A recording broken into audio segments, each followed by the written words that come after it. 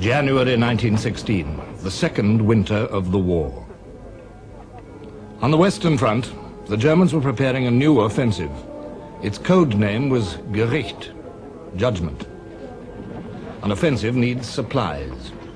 This was just one of 10 new railway lines that the Germans were edging forward, sleeper by sleeper, rail by rail, scalpels cutting into the heart of France. A few miles away to the west, 10 miles behind the French line, lay their objective, Verdun. Verdun was the great fortress whose name had for centuries not ceased to haunt Germanic imaginations. It was the great advanced citadel of France, the principal bastion of her eastern frontier, whose fall, resounding throughout Europe, would efface forever the victories of the Marne and the Isère. In 1914, before the Battle of the Marne, it had stood like a rock against German assault. Had it fallen, Paris, even the war, might have been lost. It was the hinge and pivot of the whole Allied line, jutting like a huge elbow into the German positions. On the map, Verdun's defenses looked formidable. Between the town and the front line, 10 miles to the north, were a ring of forts, some 20 large and 40 small ones. Strongest of them all, cornerstone of the whole system, was Douaumont. Forts like these had been built to be impregnable. In fact, Verdun was one of the weakest points in the whole Allied line. In the previous summer, French General Headquarters had begun to strip the forts of their guns. By now, January 1916, over 200 guns had been removed from the forts for mobile use elsewhere, together with a vast amount of ammunition. There is no evidence that the Germans knew how weak the forts were. Their decision to attack Verdun was taken for quite different reasons, and it was taken by one man, Generalleutnant Erich von Falkenhayn, chief of the German General Staff. In December 1915, he had written to the Kaiser, "The strain in France has about reached breaking point. A mass breakthrough, which is in any case beyond our means, is unnecessary. Within our reach, there are objectives for the attention of which the French General Staff would be compelled to throw in every man they have. If they do so, the forces of France will bleed to death." Falkenhayn's directive to the staff of the German Fifth Army spoke only of an offensive in the direction of Verdun. There was no mention of capturing the city. But the Crown Prince William, the Kaiser's eldest son, who commanded the Fifth Army, had other ideas. The objective is to capture the fortress of Verdun by precipitate methods. It was this discrepancy in interpretation which was to cost Germany dear. 140,000 men were assembling for the attack. Entire villages behind the lines were evacuated to make room for them. Most impressive of all were the guns that were to do the bleeding white. The guns came from as far away as Russia and the Balkans.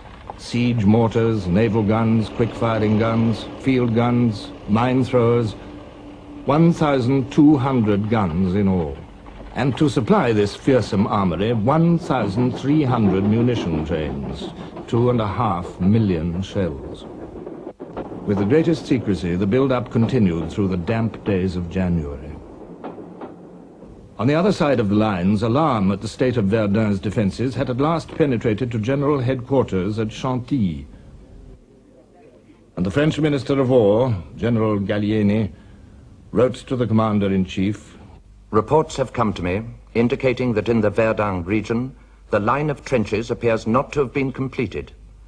Should the enemy break through, not only would your responsibility be involved, but also that of the entire government." Joffre replied, "Nothing justifies the fears which you express in your dispatch."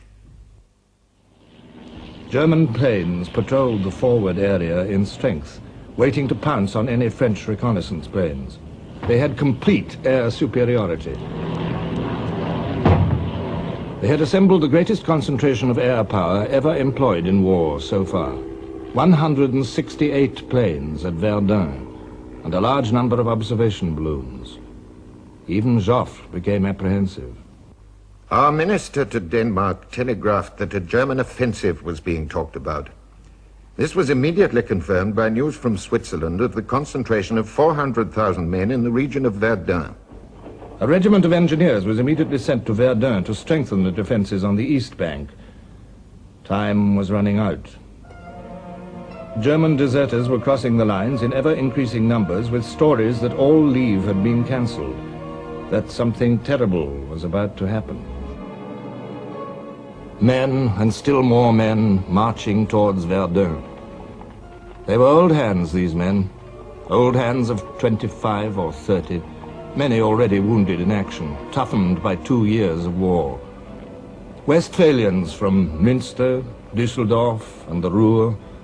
Men from Hesse, descendants of those who had fought as mercenaries against Napoleon and for him. Brandenburgers from Berlin, one of the elite units of the German army. 3 of the crack army corps of the German army, 72 battalions.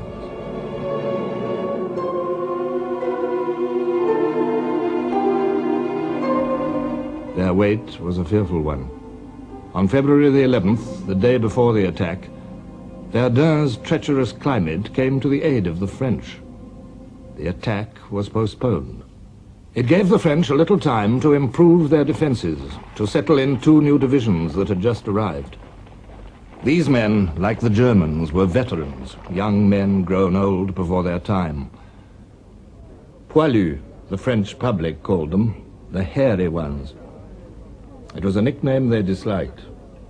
Few of them fought any longer for such noble aims as the recovery of Alsace and Lorraine. They fought for the remaining land of France. And so they waited. 34 battalions of them, 30,000 men.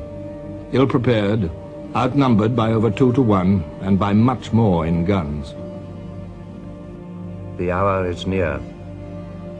In our wood, the front trenches will be taken in the first minutes. My poor battalion, spared until now. The dawn, February the 21st. 20 miles behind the German lines, a Krupp's 15-inch naval gun raised its barrel from its camouflage netting.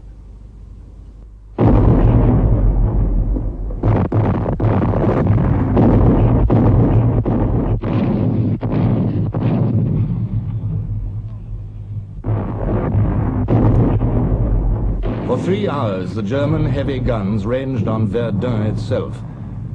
At 7 in the morning, the bombardment switched to the French lines.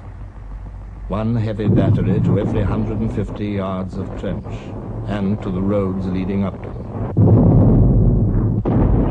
Gun after gun joined in, 1,000 in all firing onto 6 miles of the French front. To the French, cowering in the woods of the East Bank, the air seemed solid with whirling fragments. The shells appear like great ghosts, axing the trunks, mangling the branches into hanging shreds.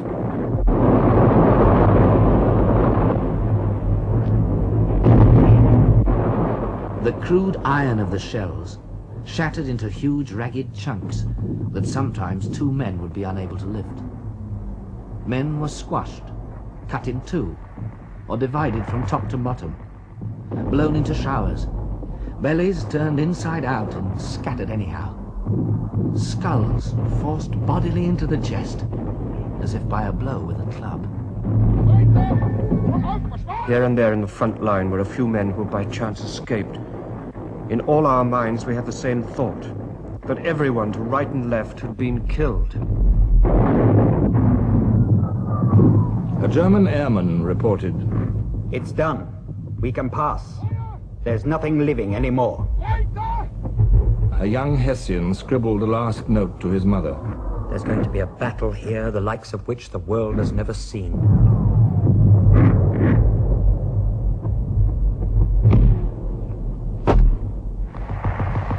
The Germans had 8 miles to go. Their fighting patrols slipped forward like a dentist's probe.